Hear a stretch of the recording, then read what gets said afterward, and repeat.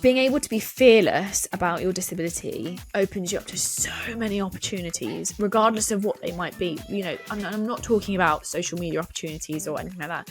I'm just talking about life opportunities, because you can recognize that you are different, but actually being able to work with that difference is going to be the best thing ever, because you can adapt and you can evolve and you can change, and you're probably a super creative thinker and you probably have all of these ideas all of the time, and you're able to overcome these barriers that society puts into place, and that makes you a flippin' incredible human being.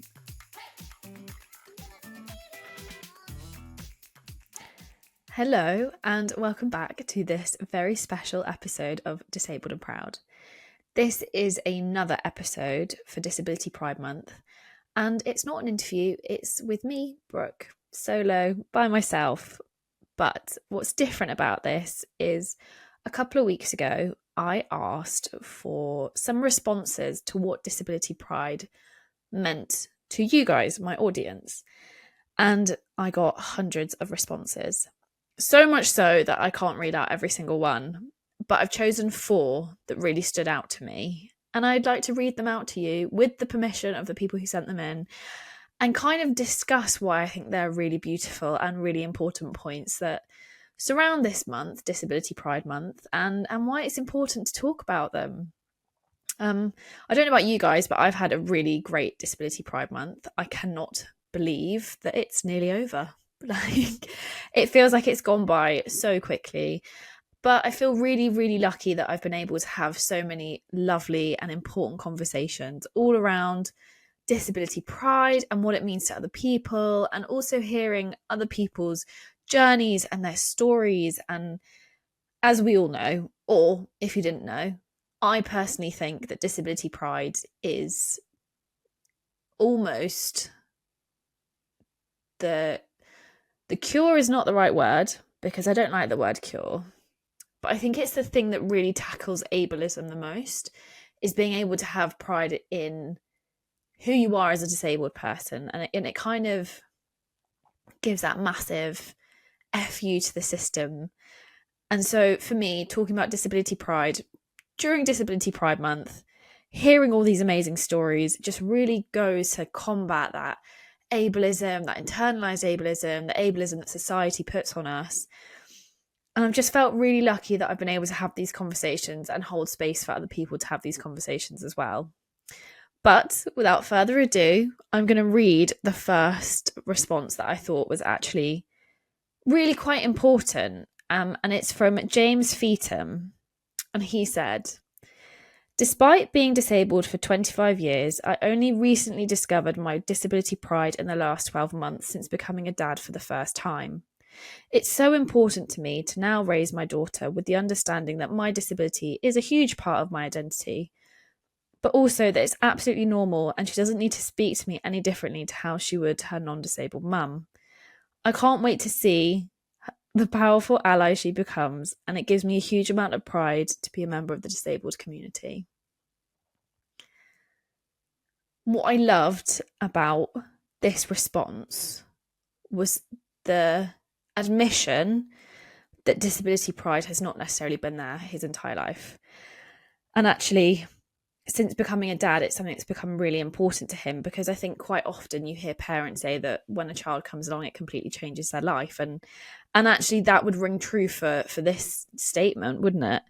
I mean, he's only recently discovered his disability pride in the last 12 months since becoming a dad for the first time.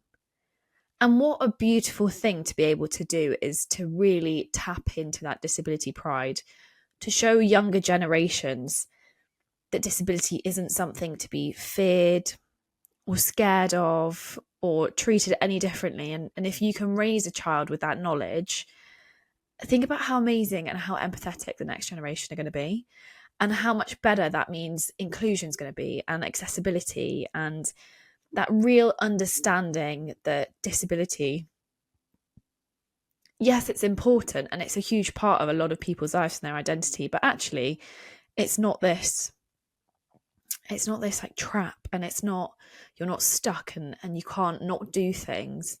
sure, things look different, and sure, things will have to be changed and rearranged and adapted, but actually, is that not where like the beauty of life comes into play? Because if everybody did everything the exact same way, we'd be so bored. Like, if there were 100 versions of me, I'd probably enjoy it for about 5 minutes, have some really fun conversations, and then I would be so bored of myself, because I like learning from different people. And if we can't learn from other people or different people, then it's kind of pointless, right? Like, so something that always sticks in my mind is something that Sandy said to me. And they said,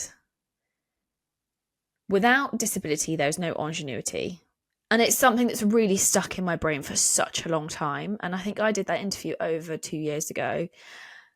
And you know what? That's so right. It is so right. Without disability, there is no creativity, because people don't have to adapt because we're all the same. Well, and disability comes along, and we have to adapt, and we have to change, and we have to become creative. And when you think about all of the disabled people that I know, or all the disabled people that you know, or all of your friends who are disabled or who aren't disabled, the vast majority of disabled people are incredibly creative thinkers and incredibly quick at adapting and overcoming what could be seen as difficult situations, because the reality of it is it's probably not the most difficult situation they've had to overcome.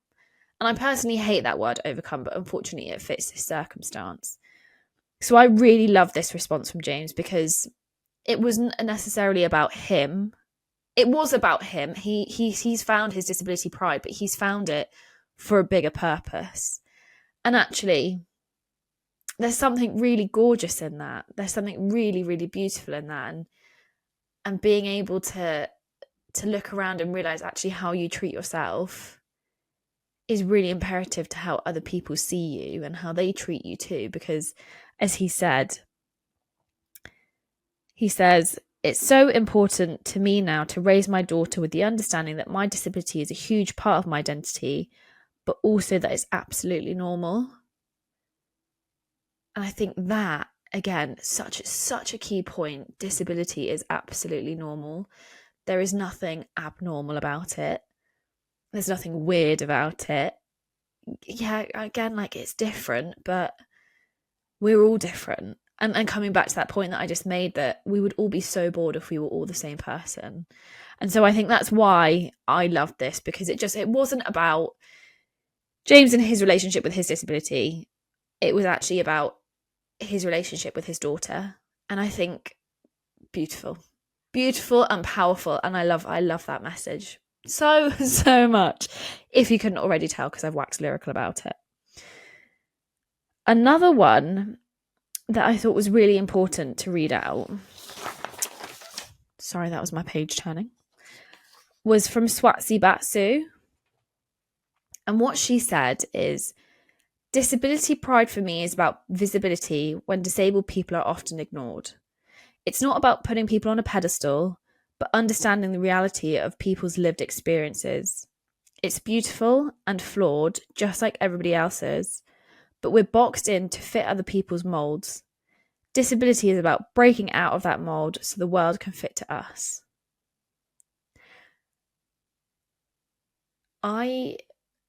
What I love so much about that is that she's right. Disability is beautiful and it is flawed. But because of the society that we live in, we are put into these boxes that say disability must look like this, or disability must be like that. Or, you know, when you think about a young person using a walker or mobility aids, and they're so often like asked why and what happened, and because they don't fit into that box that people associate with disability, or, you know, that classic one, you're too pretty to be disabled, or you're too young to be disabled, or like, why are you here? You're too young for this, or that doesn't sound right. Like, you're, you know, we think about ageism, we think about pretty politics, and actually she's so right, because disability is so often wanted to be squashed into this box so that we can separate it and segregate it from the rest of society. But actually, when we think about how many people in the UK are disabled, I think it's something crazy, like half the population. Statistics are failing me right now. But when we think about that, it could never all look the same. Like it couldn't, it wouldn't look the same for everyone. So this idea that we want to put disability into a box, which is really quite evident when you look at the media and you look at how disabled people are portrayed as either this absolute hero and a Paralympian, which I'm not bashing at all because the Paralympics is going to be freaking incredible. But not every disabled person wants to be a Paralympian. But equally on the flip side of that, you're a benefits grounger and you're living off the welfare state. There are those two boxes that disabled people are so often, people want to put disabled people into, and you're shunted into them regardless of whether you're one or the other or you're neither. And actually, it's so true. It's about breaking that mold and breaking out of that box and sharing that lived experience, because storytelling and talking about lived experience is, I personally think, the only way that we really learn about people, but also a lot about society. Because when you hear about all of the disabled people, I think the statistic is 98% of disabled people have all felt internalized ableism. And that is all to do with society and how we view it and how we think about it. So when we think about lived experience, and that's such a big number of disabled people who have felt internalized ableism, we need to listen to that and as to why, and learn as how a society we can kind of come together and break through that, and not break through it. Maybe that's not the right word. But what I mean is, how can we teach society to be better so that we don't fear this externalized ableism, which then is a catalyst for internalized ableism? Because the two are so deeply interlinked. When you think about how, if someone says a comment to you about your disability, and it might be like the most flippant comment ever, but actually for whatever reason it really triggers something deep down in you, and that activates that internalized ableism. That flippant comment was something that was quite generic, that could come from just like a general societal belief. We need to listen to that, and why has that upset us so much? But also, like, why was that question asked, or why was that belief said out loud, and where did that come from? And is that a societal thing? And there are so many layers to disability pride. And as I've already said, I personally think that disability pride is like the antidote. Anyway, the one that's opposite to the problem. I do really believe that disability pride is the antidote. I'm going to say antidote. The antidote for internalized ableism. And internalized ableism comes along with people's lived experiences. And it's not just one size fits all. We all have different experiences and different tales with our disability. How my disability affects me is very different to how somebody else's disability is going to affect them. Like, I have a limb difference. Therefore, the way my disability affects me is not going to be the same as someone who is a wheelchair user, or someone who has an autoimmune disease, or someone who acquired their disability. I was born disabled. All of these things and factors really play into this idea of the reality of people's lived experiences. And also, by telling our lived experiences, we get to talk about how we experience society. And quite often, particularly in the media, and I'm so aware that we are getting better, but we're also still not quite there when we're talking about different people's lived experiences. And I'm not just talking about 5 different people. I'm talking about whether that comes from generational lived experience, race lived experience, gender lived experience, sexuality lived experience, all of these different lived experiences that kind of make up this super rich tapestry of the society that we live in. We're able to then talk about why we experience society in that way and where the problems are. And if we can identify the problems, then hopefully we can find the solutions to fix them. And that might seem like I've taken a massive jump from something not a huge statement. I've taken a really big leap into, talking about the problems of society, but actually that's exactly what's at the core of what has been said. Disability pride for me is about visibility when disabled people are often ignored. And how often as a disabled person have you been ignored? Think about the times you've been ignored at the doctors if you believe something isn't quite right and the doctor doesn't listen. Or if you are a female and the doctor doesn't listen to you and blames it on your hormones. Or if you're a wheelchair user and rather than talking to you, the doctor talks to your partner or your parent or the person that you have gone with if you've gone with someone else. It's really about the societal perception of disability and how we can combat that. And that's exactly what it says. This is what Swatsea said. She said, disability pride is about breaking out of the box so that the world can fit to us, rather than us as disabled people trying to put a round peg in a square hole.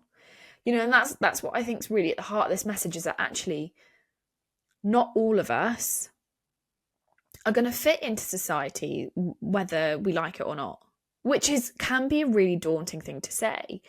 But actually, at this point in time, society isn't set up for disabled people to succeed.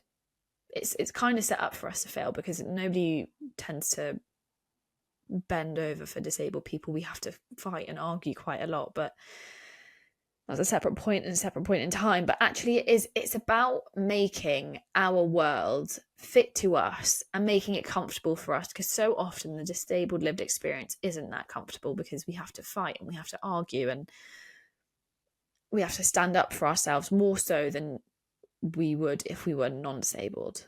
And so actually being able to share lived experience and being able to break out of that box is so vital. And it can be really scary. It can be so scary to talk about how the world around you affects you. Like, I'm not unaware that it's a very privileged thing for me to be able to sit here and talk about these topics because I'm a white woman, cisgender, heterosexual woman. Like, I don't have other problems in my life. Well, not problems, that's absolutely not what I mean, but I don't have other co-sectioned identities. I'm disabled, and so I get to talk about these things quite freely and quite openly, and I'm very, very fortunate to be able to do that. So the fact that disability pride is about speaking about the problems that we face, sharing lived experience and the reality of shared experience, because actually sometimes it's not about all the good things that are great about being disabled. Yeah, Blue Badge is great, but look at how many of them get stolen. Like, think about these these are real life lived experiences, real people. And also this idea of putting people on a pedestal. And it's something that really irks me as a disabled person, is when disabled people are elevated way above where we should be. Like that being congratulated for going to the shops, or being congratulated because you got up and you did some work, or something really that's actually just very much a part of our everyday, but we get celebrated for, when actually it's not really a cause for celebration. We're just living our life. That is something that we really need to think about. And it's the idea of like, my disability is my superpower. Now, this is absolutely no shade to anybody who says that, but I think we really need to reflect on that sentiment, because for me, where that comes from is when we have left disability in the dark for so long. So long. I think disability pride was only first celebrated in the UK in something like 2014. Maybe not even that far long ago. Far long ago? Oh gosh, that was terrible English. But you know what I'm trying to say. It wasn't that long ago that it was just introduced into the UK. And it all came about because of the ADA in America. Separate conversation, separate point in time. But my point is that we left disability in the dark for so long. We didn't talk about it. We hid it away. Think about the ugly laws in America. Think about how people who have Down syndrome were kept in institutions for so long, particularly in the 60s in England. Like, I always think about that episode of Call the Midwife. We had all these real life, real things that happened. And so we hid disability in the dark and we didn't talk about it and we didn't have these conversations. And it's almost like that we know that it was wrong to do those types of things. And so we elevate disability to almost overcompensate for that idea that we left it in the dark for so long and we didn't talk about it. So, superhero and superpowers, and we elevate it and we make it more than, because for so long we left it and made it such a deficit. And I really struggle with that idea of elevating, my disability is my superpower, or, it's something that like, I do struggle with it, because I think actually there are so many parts of my disability that aren't a superpower. Like, if I go into a toilet and the toilet roll is on the wrong side for me to try and reach it, I'm very much stuck and I'm calling for people to ask for help. So there are a lot of things that I think aren't necessarily a superpower, but we kind of got so far in society that we kind of felt so bad that we'd left disability with such a massive deficit that we needed to elevate it to such a high extent that all of a sudden it's a superpower. And like, ADHD is a superpower. It can be really confusing having ADHD. It can be really difficult. It can be debilitating. So actually, is that a superpower? I'm not necessarily sure that it is. But I loved this response because it, again, small but packed in so much. It, spoke about breaking out of that box, breaking out of the mold that the world can fit into us. And like, I personally think being disabled and proud is one of the most rebellious things that you can do, because society just doesn't want us to succeed. So if we can be disabled and proud, it's like, again, that massive F you to the system. And it's that anecdote or antidote or whatever it is to that internalized ableism. And that is what is pretty much summed up in this message. But also it is beautiful. Disability is beautiful, of course it is, but it is also flawed. And it's being able to share that flaw without it being pitied. Without being like, oh, what a shame. Because everybody has flaws in their life, like regardless of who you are, everybody has some sort of flaw. But also, people have moments in their life that aren't so pretty or aren't so Instagrammable or aren't so great. We have dips and troughs. And being able to share those troughs as well as the peaks is also really important. And that comes into that lived experience. And I just thought that this whole message, short and sweet, packed a punch. And I feel like I've rambled a bit, but I think all my points were quite valid.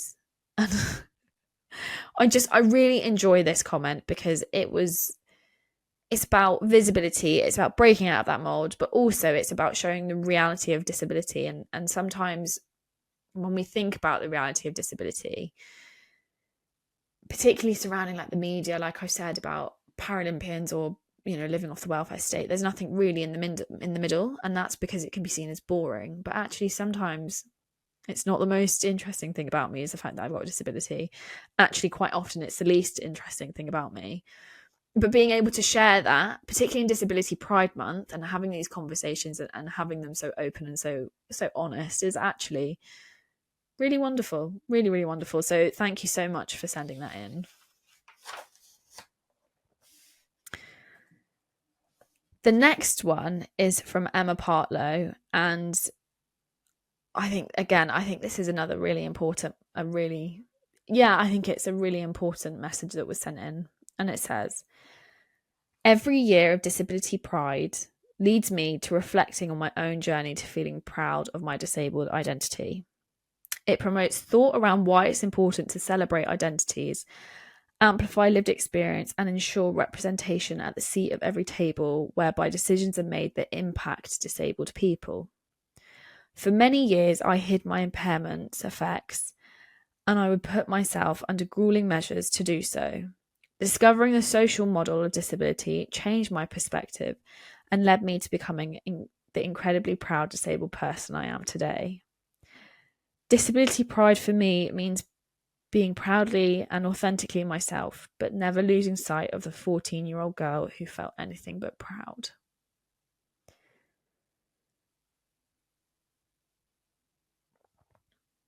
I love this because it's about a journey.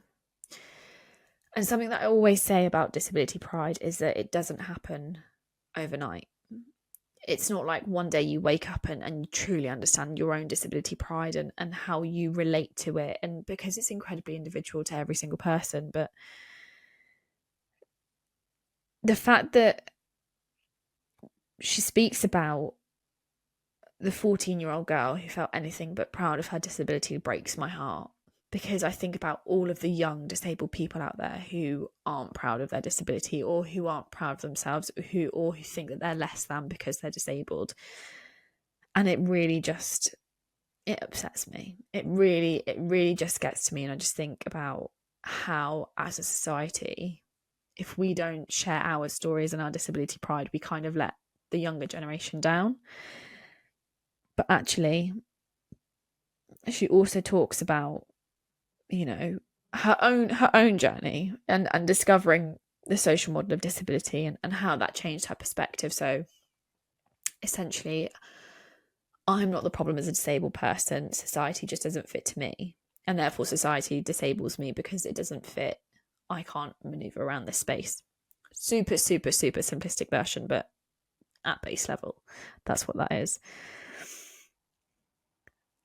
And it's so true, because it's important to celebrate identities, amplify lived experience, and ensure representation at the seat of every table whereby decisions are made that impact disabled people.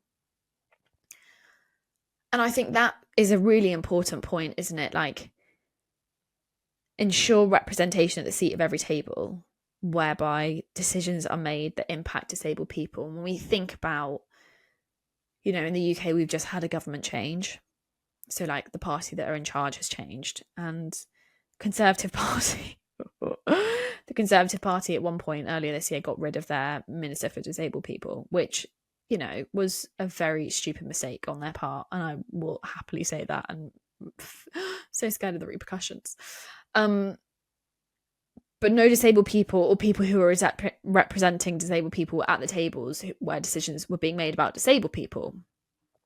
And, like, that is a problem, and that's where we get societal problems, and that's where systemic issues happen, and that's when it gets really hard to implement change. So I think that being able to share, like, our stories and talk about disability pride and as to why it's so important to talk about, you know, like, I know I've already waxed lyrical about it, but actually why it's so,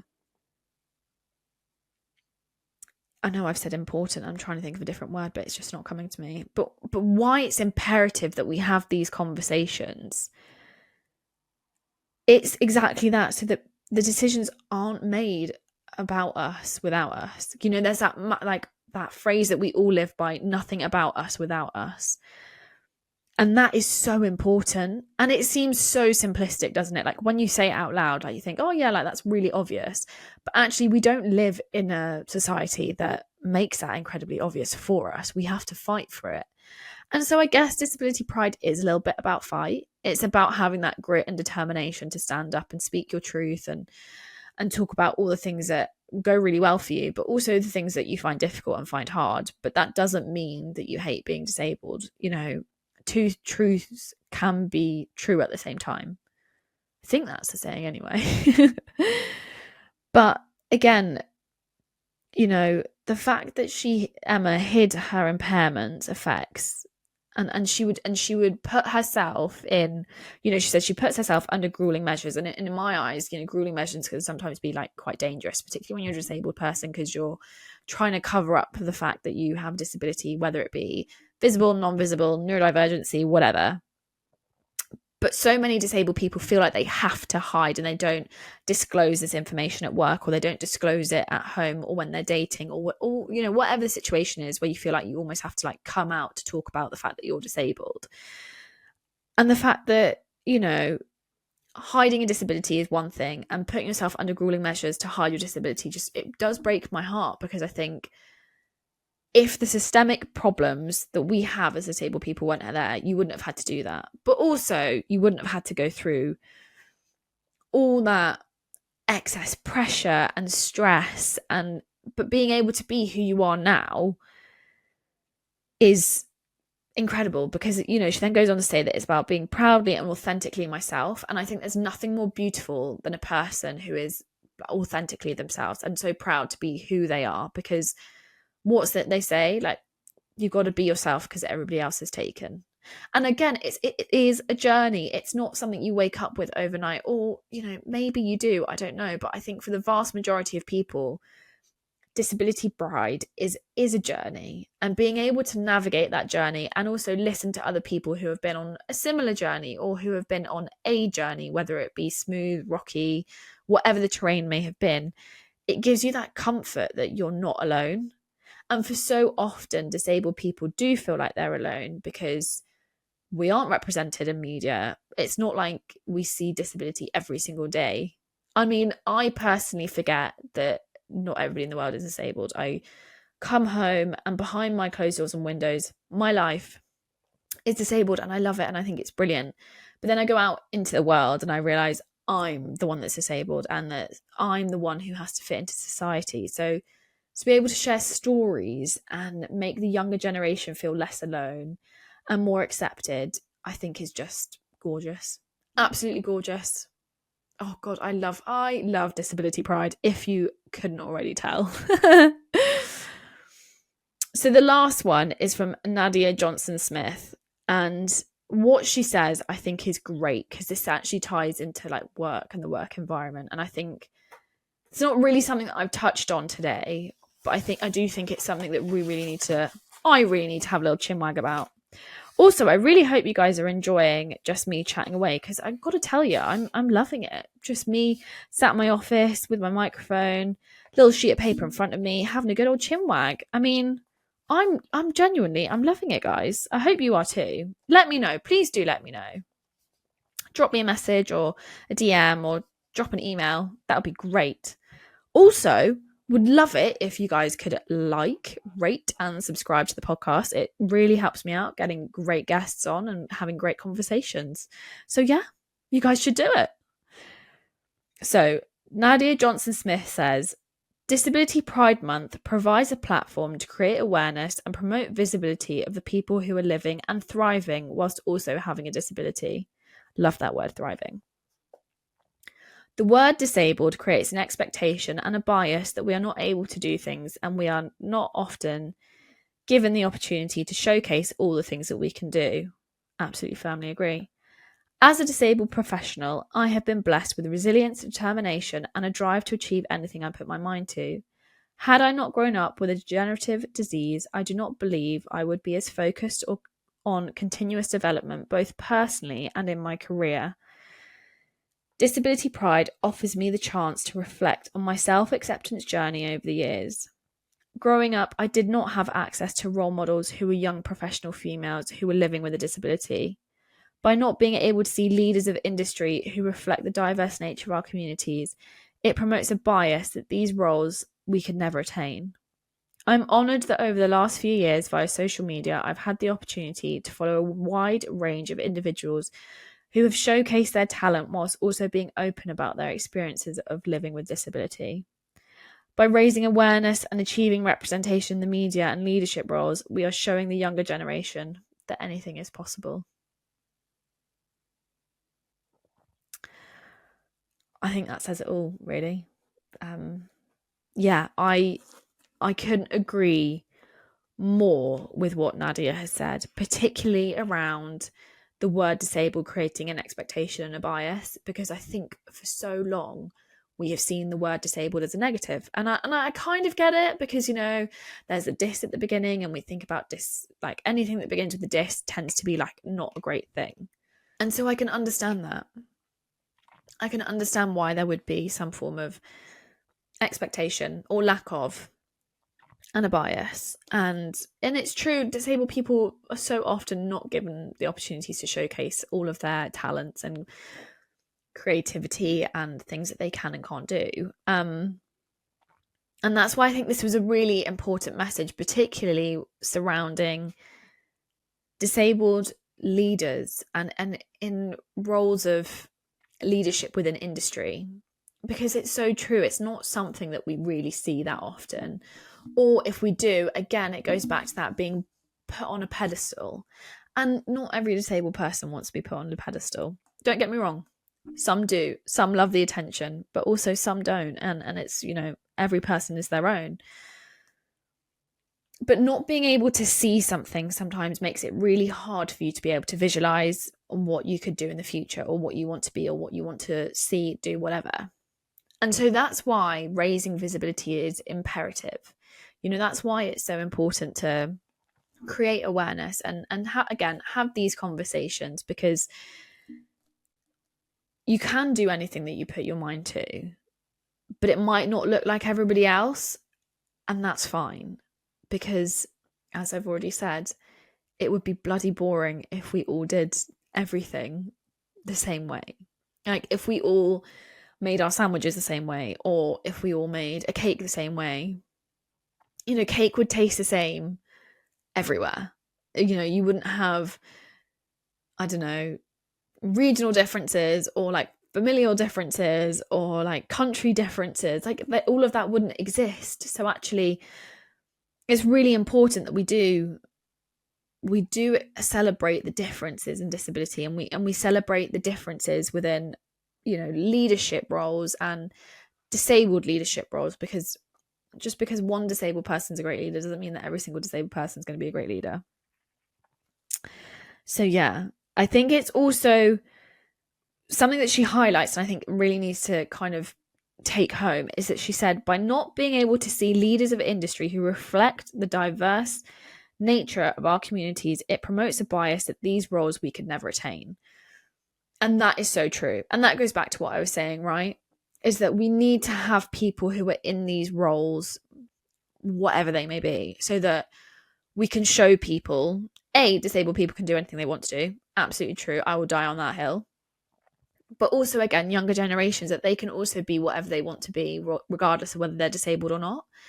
And that, for me, I think is the biggest thing. Like I've already said, I think disability pride is an antidote, whatever it is, anecdote for internalized ableism. But I also think it's really important for younger generations to have that disability pride and almost have it instilled from a really young age, because being able to be fearless about your disability opens you up to so many opportunities, regardless of what they might be. I'm not talking about social media opportunities or anything like that. I'm just talking about life opportunities, because you can recognize that you are different, but actually being able to work with that difference is going to be the best thing ever, because you can adapt and you can evolve and you can change, and you're probably a super creative thinker, and you probably have all of these ideas all of the time, and you're able to overcome these barriers that society puts into place, and that makes you a flippin' incredible human being. And so I loved everything that she said here, because it is about creating awareness and promoting that visibility of disabled people, particularly in the working space, because so often the workspace is well known for not necessarily being disabled friendly. When we think about even our working day, so like our working day is like from 9 to 5, or in the summer I think it's a bit early, like 8 to 4, whatever. But when you really look at those hours, and I'm talking looking way back, the reason those hours we work during those hours is because that's when there was sunlight, so there was light to do the work. And then Victorian Revolution comes into play, and then there are, oh my gosh, what are they called? Oh my gosh, what are they called? This is going to really bug me now. Trade unions. Thank you very much. Trade unions came into play, and those hours were still kept, and then there was electricity, so you could work later, blah, blah, blah, blah, blah. But actually that meant that, when we hid people with a disability, they couldn't come out and work. Think about this. She's all up there. She's all clever.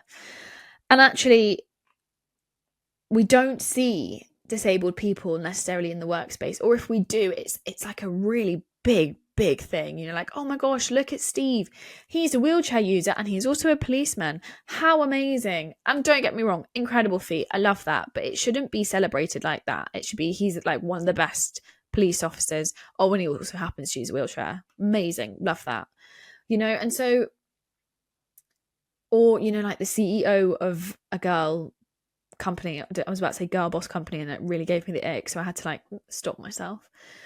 Being a female founder or a female leader who also happens to have endometriosis or ADHD, or is autistic ADHD, or has autoimmune problems, or who also just happens to be physically disabled. Absolutely amazing move. And these things are important because it goes to show, again, the younger generation that anything really is possible.